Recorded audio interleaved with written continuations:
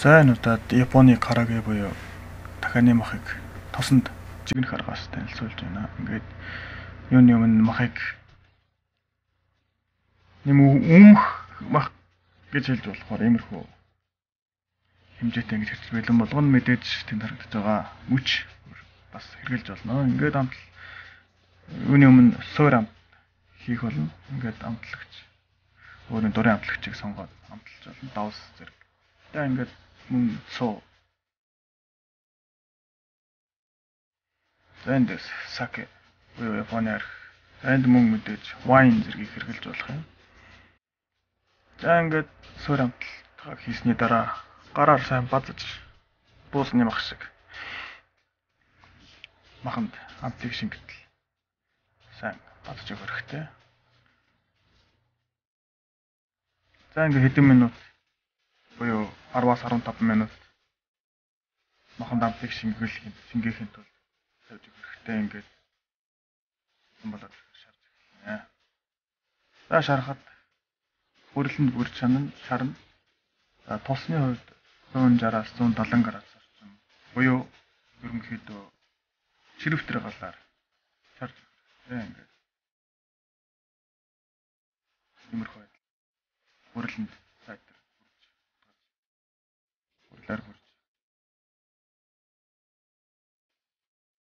За нэг анхаарах зүйл гэх юм бол махаа амтлаад хэтэрхий удаан буюу 30 минутаас дээш цагаар тавьж орхих юм бол махны маань шүүс давс болон цоонаас нөлөөлж махны маань шүүсээр амт маань гадагшлах талтай байдаг. Тийм учраас ерөнхийдөө 15 минутаас илүүгүй хугацааны дараа жигнэх хэрэгтэй.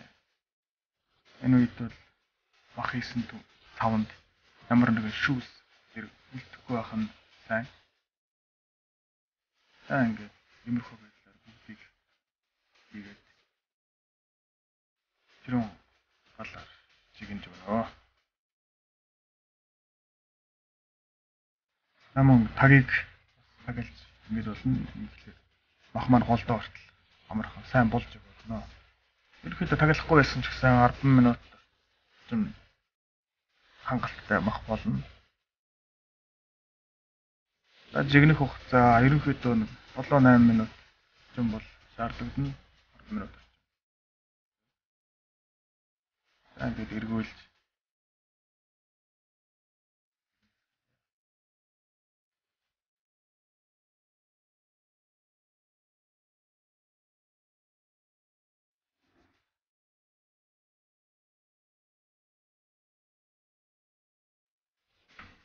за энэ арга бол яг үндсэн Японд караге хийдэг үндсэн арга байгаа. За мөн энэ аргаас баяжуулаад өөрийн дурараас баяжуулж хийж болох юм аа. За ерөнхийдөө иймэрхүү өнгөтэй шаргал болоод ирэхээр ерөнхийдөө гаргахад бэлэн боллоо гэсэн. Ингээд гаргая.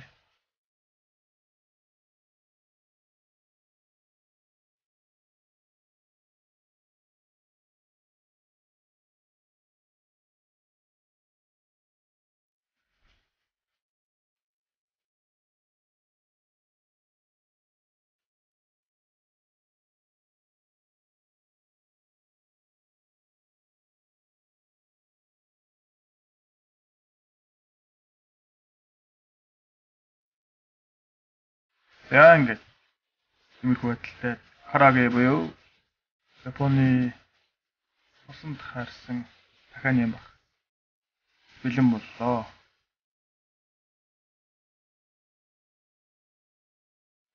За хачирдлын хувьд мэдээж өөрийн дураар ингээд юунд лимон байвал зүгээр өгдөг.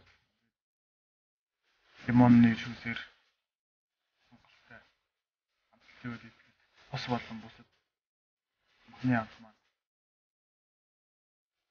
маань дарагдаж улам амттай байдаг.